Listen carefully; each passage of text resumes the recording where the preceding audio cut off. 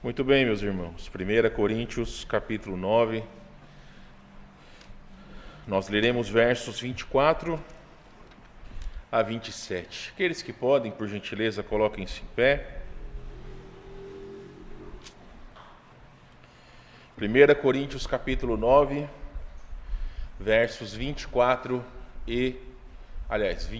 a 27. A palavra de Deus vai dizer o seguinte: Não sabeis vós que os que correm no estádio, todos na verdade correm, mas um só leva o prêmio? Correi de tal maneira que o alcanceis. Todo atleta em tudo se domina. Aqueles para alcançar uma coroa corruptível, nós, porém, a incorruptível. Assim corro também eu, não sem meta.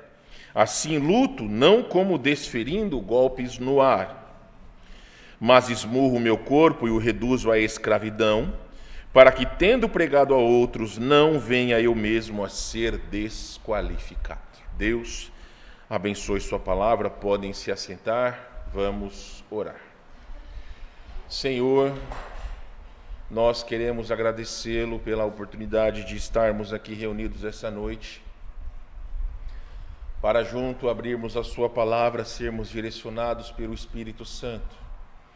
Tira, Senhor Deus, de nós todas as coisas que venham a tirar a nossa atenção, mas que possamos atentar-nos àquilo que o Espírito Santo nos direcionará.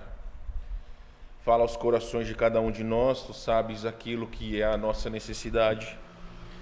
Usa o teu servo, Senhor Deus, para transmitir com integridade a tua palavra. É o que nós pedimos em nome de Jesus. Amém.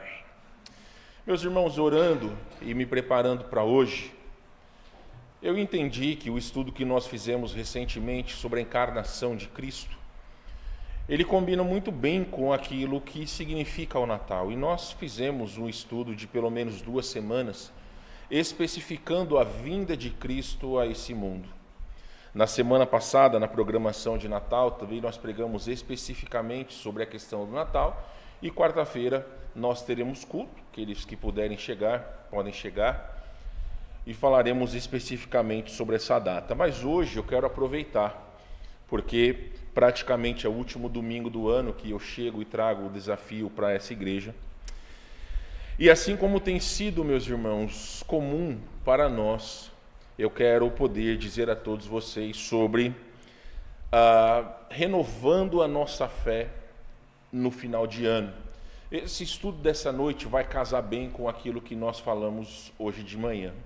Vai ser um bom fechamento para aquilo que nós falamos hoje de manhã, mas também, de alguma forma, eu quero trazer aos irmãos o pensamento de que quando nós chegamos no final de ano, é uma época que nós misturamos cansaço, reflexões e também algumas distrações. Hoje pela manhã nós refletimos sobre como todo esse ano difícil reverberou nas nossas vidas, e claro que nós entendemos que muito diferente na vida de cada um de nós. Alguns que tiveram, como falamos, perdas materiais ou enfim, tantas situações que por vezes é importante que nós possamos olhar dentro de nós para entendermos as lições que Deus quis nos ensinar, porque Ele age dessa forma e nós entendemos pela palavra de Deus que todas as coisas cooperam para o bem daqueles que amam a Deus. Então tudo, 100% das coisas que nos acontecem são parte do crescimento espiritual que o Senhor Deus quer e tem para as nossas vidas. Mas o que eu quero lhes dizer, meus irmãos, é aquilo que eu já tenho dito a vocês em forma de algumas frases soltas em alguns estudos ou pregações, de que maneira nós devemos agir frente a um novo desafio. Eu sempre encorajo os irmãos em novos anos ou na passagem de ano, geralmente nós sempre fazemos planos para o outro ano.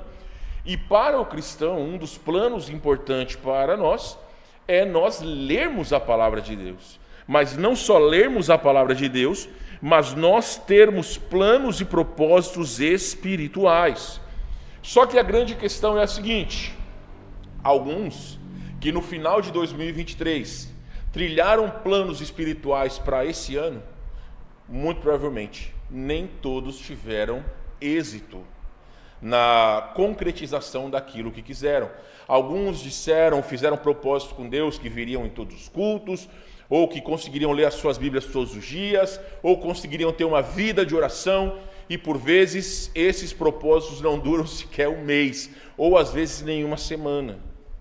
Mas, meus irmãos, é importante a nossa compreensão que, assim como eu já disse para vocês, são quase 17 anos nessa igreja, e é um padrão que nós temos visto, que todo final de ano, começo de ano, quando os irmãos por vezes saem de férias, quando nós saímos de férias, temos o merecido descanso, por vezes nós enfraquecemos espiritualmente.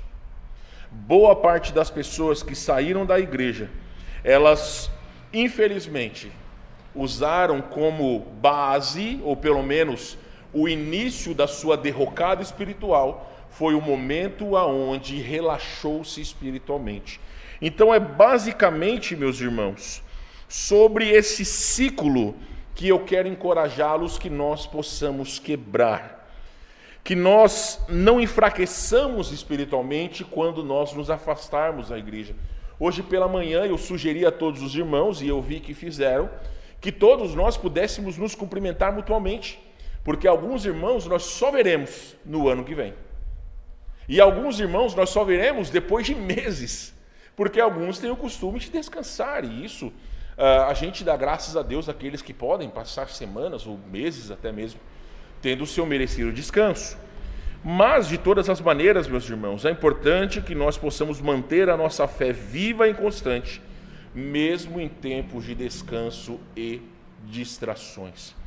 Então, eu quero falar sobre duas lições importantes para entender de que forma que nós podemos renovar a nossa fé.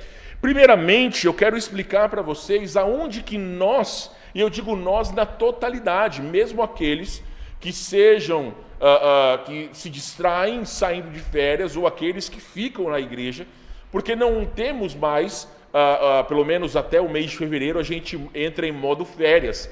Então, por exemplo, a escola dominical já não tem a partir de semana que vem.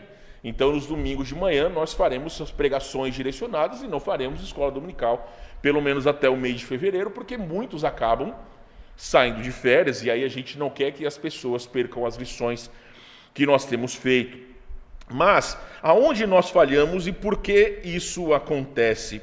Veja 2 Samuel capítulo 11, versos 1 e 2, e eu quero usar alguns exemplos bíblicos com vocês, de que maneira acabamos relaxando na nossa vida espiritual. 2 Samuel capítulo 11, versos 1 e 2. Alguém leia para nós, por gentileza.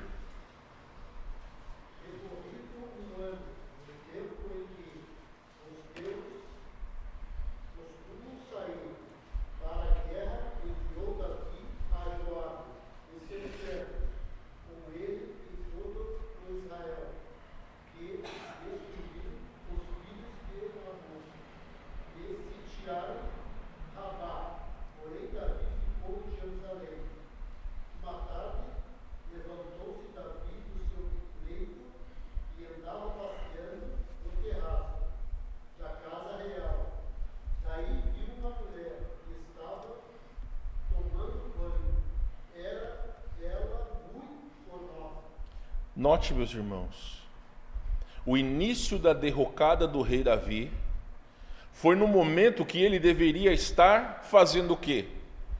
O próprio versículo 1 vai dizer o seguinte: no tempo em que os reis costumam sair para... Aonde que Davi estava? Estava em casa. A Bíblia não especifica o porquê, talvez ou ele estava muito cansado, não diz se ele estava com preguiça, a Bíblia não fala sobre isso. A situação é que ele não estava aonde ele deveria estar. E aí, quando ele estava passeando lá pelo seu palácio real, a gente pode imaginar que era uma construção alta. Quando ele olhou para um lugar, ele viu lá uma mulher nua, banhando-se.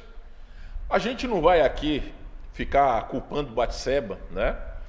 Porque talvez ela deveria ter cuidado, para não ficar se mostrando. A gente também não sabe se ela queria ficar se mostrando, mas isso não convém a nós. O que eu quero explicar para vocês, meus irmãos, é que o problema de Davi foi o seu relaxamento na comunhão com Deus. Então isso, nós vemos que em um momento de relaxamento, Davi caiu em pecado.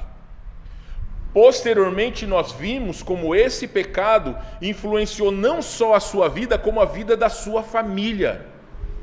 Posteriormente todo o seu reino. E trouxe consequências até o final de sua vida. Nós muitas vezes não entendemos como o relaxamento da nossa vida com Deus, ela traz situações que podem até mesmo custar a nossa comunhão com Deus ou a felicidade da nossa família a longo prazo.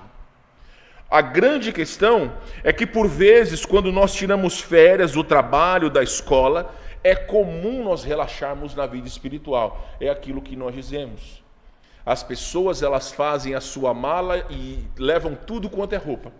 Mas quando pensam na sua Bíblia, ou quando não pensam na sua Bíblia, deixam de lado.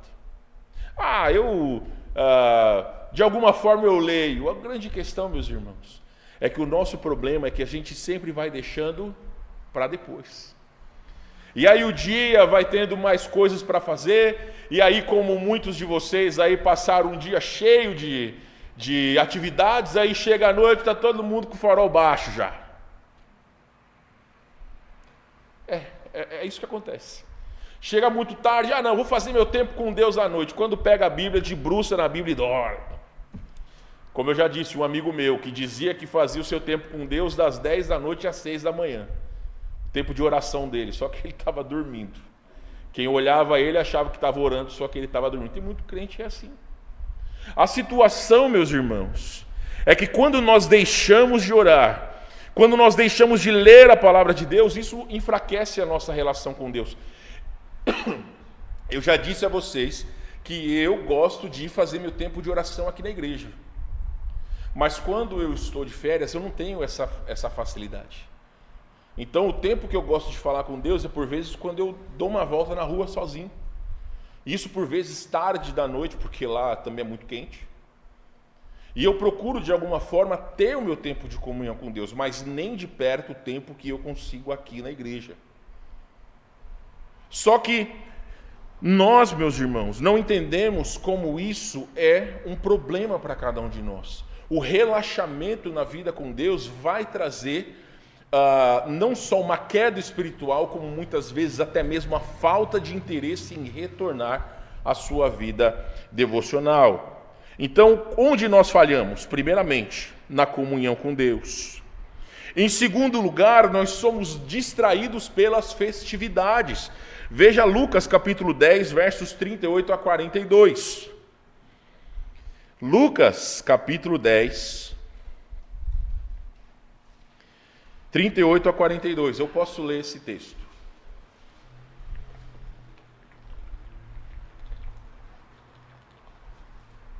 Vocês querem que ligue o ventilador, não?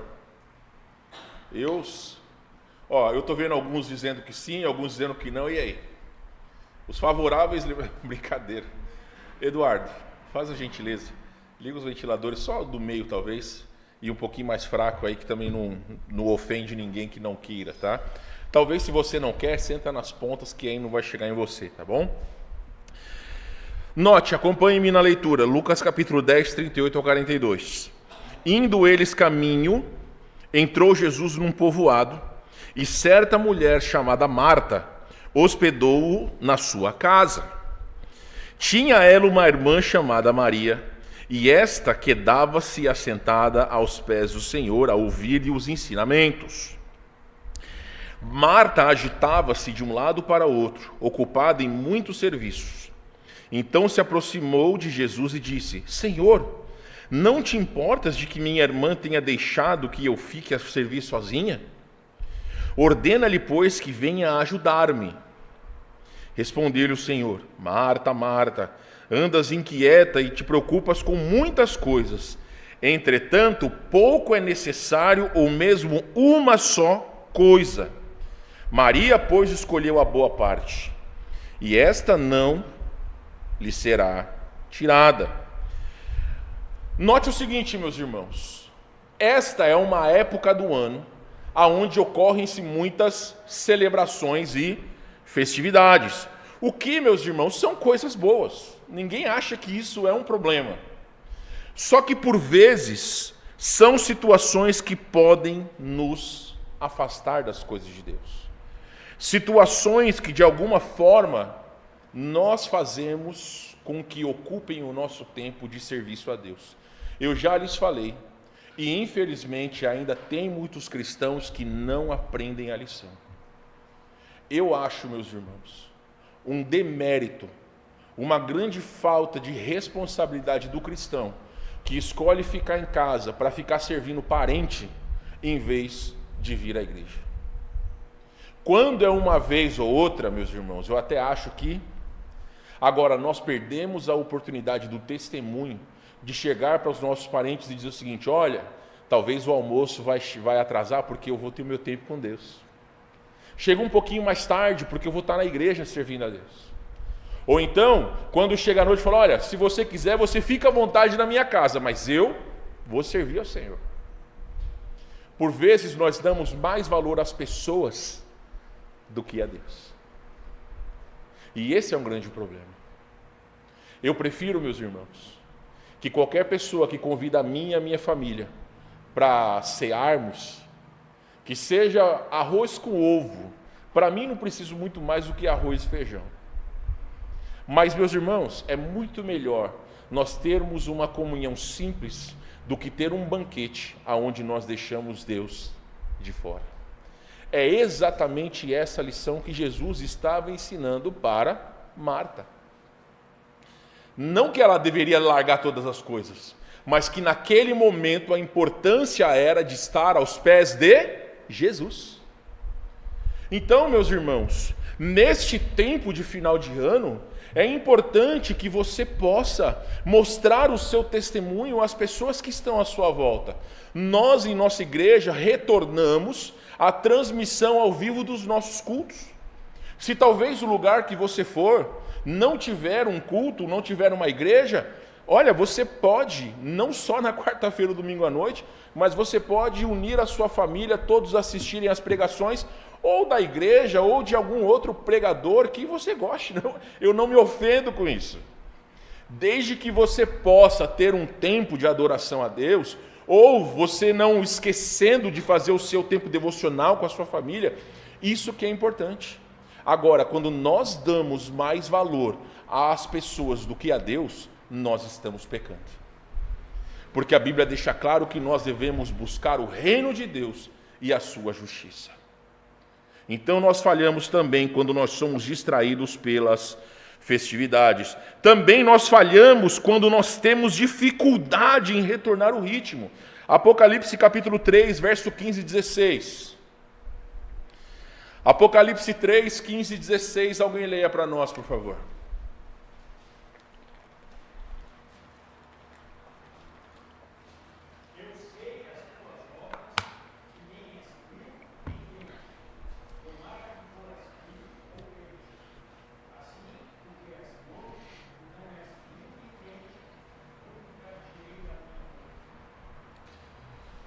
Meus irmãos, aqui nós temos uma igreja que ela já não tinha mais poder espiritual nenhum. Uma igreja fria espiritualmente, pode haver um avivamento onde ela pode crescer, pode servir ao Senhor. Uma igreja quente, uma igreja com grande fervor, ela está fazendo a vontade de Deus. Agora uma igreja morna, as pessoas estão tão indiferentes que elas acham que estão fazendo a coisa certa, quando na verdade não estão tendo valor, ou não estão tendo nenhum tipo de fervor nenhum. Elas podem no seu íntimo achar que estão servindo a Deus, quando na verdade não estão. Eu quero contar para vocês uma história, e dessa vez eu vou dar nome aos bois. Nós tínhamos aqui na nossa igreja, uns anos atrás, um rapaz chamado Leonardo. Alguns de vocês se lembram do Leonardo. Leonardo, ele chegou ali no primeiro semestre do ano, e ele por muito tempo serviu ali na igreja em Caxias, depois afastou-se dos caminhos de Deus, infelizmente por conta de entorpecentes. Ele acabou se afastando dos caminhos de Deus, mas aprove ao Senhor trazê-lo a Porto Alegre para trabalhar. E quando ele veio para cá, o Douglas e a Neuza estavam aqui na igreja, e ele, muito amigo do Douglas, veio, e ele começou a vir. E aquele rapaz demonstrava um fervor muito grande por muito tempo. Isso naquele ano, que eu não me lembro que ano que foi, mas era um rapaz que era uma bênção aqui. Nós começamos a colocá-lo em responsabilidades, ele participava de tudo. Vinha nas quartas-feiras, vinha domingo de manhã, vinha domingo à noite, se esforçava por todas as coisas. Quando chegou no final de ano, ele foi em algumas festividades aí com a sua família, na praia e posteriormente em outros lugares. Ele acabou caindo em alguns pecados. Voltou a velhas práticas. Então, quando foi o começo do ano, ele começou a afastar-se dos caminhos de Deus. Isso foi 2019 para 2020. E nós procurando incentivá-lo a voltar aos cultos, nós incentivando a assistir os cultos online, porque na época nós entramos em pandemia. Até que chegou um momento, meus irmãos, que ele simplesmente abandonou todas as coisas. Ele era membro da igreja, nós tivemos que fazer uma assembleia para a exclusão, uma vez que ele já não tinha mais interesse de ficar na igreja. Não passou 6 meses, aquele jovem foi encontrado morto, porque ele estava andando com pessoas más, por conta de dívidas de entorpecentes. Ele morreu. Todas as coisas começam quando nós nos afastamos de Deus. E eu estou dando o nome para vocês porque é um exemplo clássico de alguém que estava numa crescente espiritual, estava servindo ao Senhor, era uma bênção nessa igreja, mas quando chegou o tempo de afastar-se da comunhão com os irmãos, caiu. Não teve forças para buscar em Deus o retorno. Não conseguiu retornar mesmo com irmãos, com pessoas procurando ajudá-lo. Quis, por sua própria conta e risco, afastar-se de Deus e, lamentavelmente, fez as escolhas erradas. E ele faleceu. Eu não sei, meus irmãos, o que vai acontecer com algum de nós se nós tomarmos o mesmo caminho. O que eu quero dizer para vocês é que nós temos consequência das nossas próprias escolhas. O maior problema é que esse período, quando nós nos afastamos, e eu acho, meus irmãos, olha, se você tem oportunidade de descansar, vai. Se você quer ir na praia, vai. Eu detesto praia, mas se tiver que ir, a gente vai. Só não faça igual o Paulo Carvalho, né? Sempre falo isso, que na época que não podia apagar as fotos lá do WhatsApp, ele mandou a foto na praia. Graças a Deus que ele estava de shorts e camiseta, né? Não estava de sunga. Mas brincadeiras à parte, o descanso ele é merecido. O que nós não podemos fazer é abandonar nossa vida com Deus. Nós não podemos. Se você na sua casa tem o hábito de ler a sua Bíblia, de orar com a sua família, não abandone esses hábitos. Se você vem à igreja nos domingos ou nas quartas-feiras, junta a sua família naquele momento do culto que você sabe que os irmãos estão se reunindo. Se você não tiver acesso à internet, leia um versículo bíblico. Você não precisa pregar. Cante algum hino que você saiba. Tem aplicativos do Cantor Cristão de hinos que nós cantamos aqui. E faça o tempo com a sua família, mas não abandona a sua fé. Não relaxa, meus irmãos, porque o inimigo que nós temos, nós não podemos de nenhuma maneira achar que Satanás ele é fraco. Porque ele conhece os nossos pecados e nossas falhas melhor do que nós. Então a igreja de Laodiceia, ela se tornou morna e acomodada. O maior problema é quando nós nos acomodamos na nossa vida espiritual. Se nós nos achamos autossuficientes, aí é que mora o perigo. Quando nós achamos que nós podemos encarar de frente os pecados ou as situações que o diabo nos permite, ou que o diabo ele prepara contra nós, aí é que está o grande perigo. O Leonardo foi um dos vários que já aconteceram situações similares e que abandonaram os caminhos de Deus e que hoje não estão mais aqui.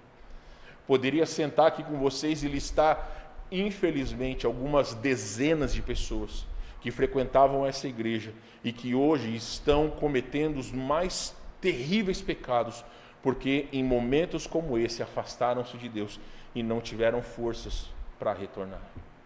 Então, meus irmãos, quando nós relaxamos na comunhão com Deus, quando nós somos distraídos pelas festividades, quando nós temos dificuldade em retornar o ritmo, é aí que nós falhamos e é aí que nós acabamos nos afastando de Deus. Agora, como nós podemos manter o foco espiritual? Essa é a parte mais importante. Como nós podemos manter o foco espiritual? Novamente, 1 Coríntios capítulo 9, versos 24 a 27. Nós precisamos entender, meus irmãos, que a vida cristã é como uma corrida que exige preparação e dedicação. Nós precisamos adotar uma vida de disciplina constante. 1 Coríntios 9, 24 e 27. Não sabeis vós que os que correm no estádio, todos na verdade correm, mas um só leva o prêmio? Correi de tal maneira que o alcanceis. Todo atleta em tudo se domina, aqueles para alcançar uma coroa corruptível, nós, porém, a incorruptível. Assim corro eu também, não sem meta, assim luto, não como desferindo golpes no ar, mas esmurro meu corpo e o reduzo à escravidão, para que, tendo pregado a outros, não venha eu mesmo a ser desqualificado. Paulo estava deixando claro que entendia que a vida cristã, ela é como a vida de um atleta. Eu estava brincando com o Paulo e o Eduardo aqui na quarta-feira, né? A gente que gosta de futebol, e talvez os demais aí vão pensar a mesma coisa. É tão bom quando a gente tem esse período de férias do futebol, né? Porque por vezes o time é tão ruim que só traz desgosto pra gente. Então essa época ninguém joga, ninguém traz nenhum tipo de tristeza. Seria ótimo se fosse assim. Só que o interessante é que essa época os atletas eles estão em descanso. Só que tem um negócio chamado pré-temporada. O que acontece na pré-temporada? Eles voltam a fazer exercícios físicos intensos para que eles possam retornar àquela normalidade de jogar futebol. Quem já jogou profissionalmente, que não é o meu caso, sabe que você precisa preparar-se fisicamente para aguentar aquela maratona de correr por 2 horas. O crente deveria ser como um jogador de futebol. Não é que nós vamos fazer pré-temporada. Mas no momento eles têm o descanso, eles podem comer o que quiserem, podem dormir, podem fazer o que quiserem, mas depois a rotina deles volta para que eles possam novamente ter os seus esforços e o seu tempo, né, para eles possam retornar à normalidade física. O cristão, nós precisamos manter uma rotina espiritual. Se você gosta de ler a sua Bíblia de manhã, leia a sua Bíblia de manhã. Se você gosta de ter o seu tempo com Deus à tarde, tenha o seu tempo com Deus à tarde. O que nós não podemos fazer é simplesmente abandonar nossa vida com Deus e simplesmente achar que quando for lá em fevereiro, quando a gente voltar, eu retorno à minha normalidade. Isso é um grande problema, meus irmãos. O apóstolo Paulo já tinha entendido essa verdade.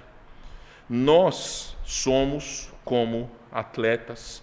A vida cristã é uma corrida que exige preparação e dedicação. Daniel, ele não deixou de orar, mesmo em tempos de perigo. Daniel capítulo 6, verso 10, vai dizer que Daniel, pois, quando soube que a escritura estava assinada, entrou na sua casa e em cima, no seu quarto, onde havia janelas abertas do lado de Jerusalém, 3 vezes por dia se punha de joelhos e orava e dava graças diante do seu Deus, como costumava fazer. Ali estava o edito, aonde dizia que aquele que de alguma forma adorasse a um Deus que não fosse o Deus assírio, ele seria lançado na cova de leões. O que Daniel fez? Ele orou. Ele mantinha a sua constância espiritual. Então nós precisamos ter uma rotina constante. Não podemos abandonar a nossa fé. Muitas pessoas desanimam quando abandonam a sua disciplina. Eu pergunto a vocês, quando você coloca água no congelador, ela congela instantaneamente? É um processo, não é verdade? O desânimo espiritual é a mesma coisa. O desânimo espiritual é um processo. Por que muitos crentes desanimam? Porque dentro da igreja eles começam a olhar para os defeitos de todos e esquecem de olhar para si mesmo. E esquecem que todos nós somos pecadores regenerados, salvos por Cristo, pela graça do Senhor.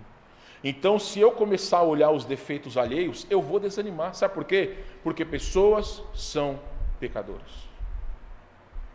Nós somos pecadores. E se aqui na igreja eu começar a olhar, o Paulo Veiga não me cumprimentou, ele falou melhor com o Paulo Carvalho do que comigo. Se eu ficar de beicinho, meus irmãos, isso só vai trazer desgosto para mim. Você já parou para pensar que nem todos acordam sorrindo e dando bom dia para os passarinhos? Às vezes, quando nós chegamos na igreja, nós estamos carregando uma semana difícil, de tantas coisas que nós passamos, de tantas situações na nossa cabeça, que às vezes uma simples coisa é um motivo para nós estourarmos, até mesmo com o irmão em Cristo. Nós precisamos cuidar das nossas vidas. Nós não podemos abandonar a nossa rotina com Deus. Mas também, meus irmãos, em segundo lugar, nós precisamos lembrar-nos de um propósito maior. Abre sua Bíblia para Apocalipse 2:10. Outra pessoa vai para 2 Timóteo capítulo 4, versos 7 e 8. Apocalipse 2:10 e 2 Timóteo 4, 7 e 8. Alguém leia para nós, por gentileza.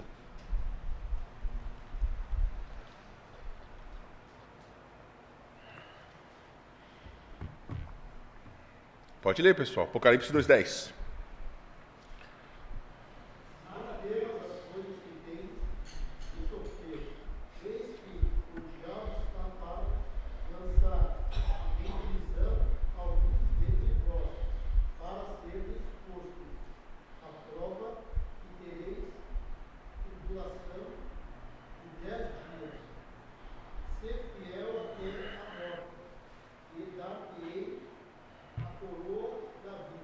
Guarda bem essa informação. Ser fiel até a morte e dar-te-ei a coroa da vida. Guarda bem essa informação. 2 Timóteo 4, 7 e 8. Combati o bom combate, completei a carreira, guardei a fé. Já agora a coroa da justiça me está guardada, a qual o Senhor, reto juiz, me dará naquele dia. Não somente a mim, mas também a todos quantos amam a sua vida.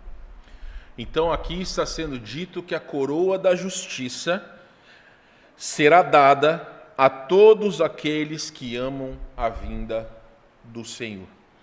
Por que essas informações são importantes? Meus irmãos, o nosso foco como cristãos não é só no presente, ok?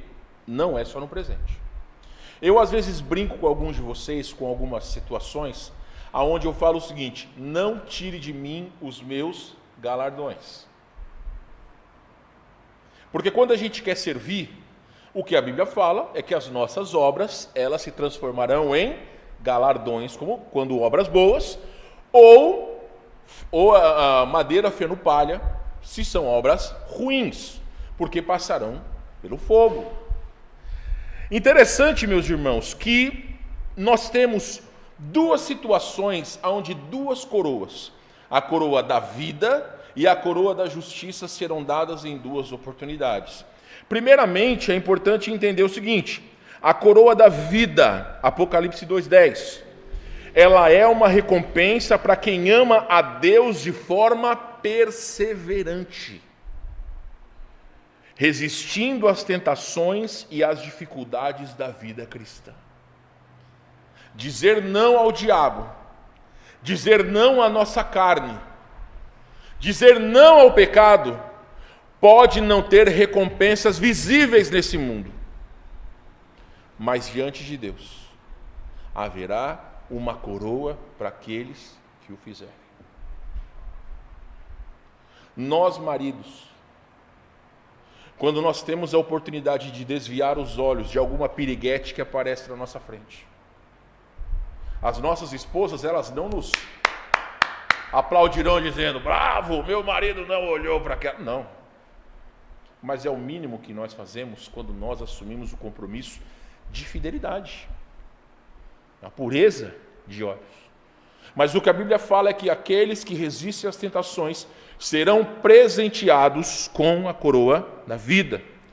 A coroa da justiça é destinada àqueles que permanecem fiéis ao Senhor, novamente foco na santidade, e vivem de maneira justa, esperando com alegria o dia de Cristo.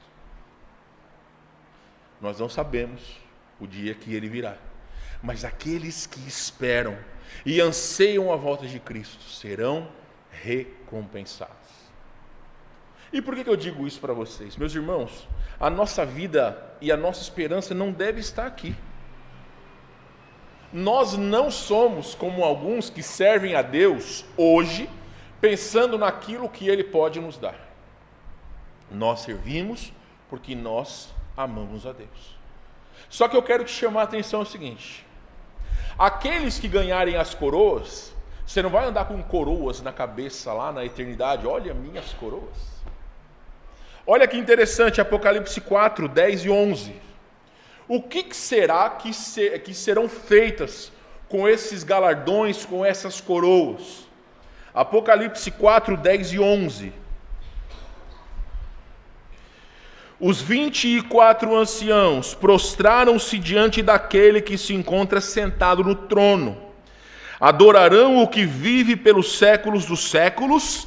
Note, e depositarão as suas coroas diante do trono, proclamando: Tu és digno, Senhor Deus nosso, de receber glória, a honra e o poder, porque todas as coisas tu criaste, sim, por causa da tua vontade vieram a existir, e... O que fala, meus irmãos? E foram criadas. Tudo aquilo que nós ganharmos nesse mundo não será para a glória nossa. Nós colocaremos aos pés de Jesus. Como falamos hoje de manhã. Portanto, quer comais, quer bebais ou façais qualquer outra coisa, fazei tudo para a glória de Deus. Então os galardões, as boas obras, todas as coisas que fazemos é para a glória de Deus.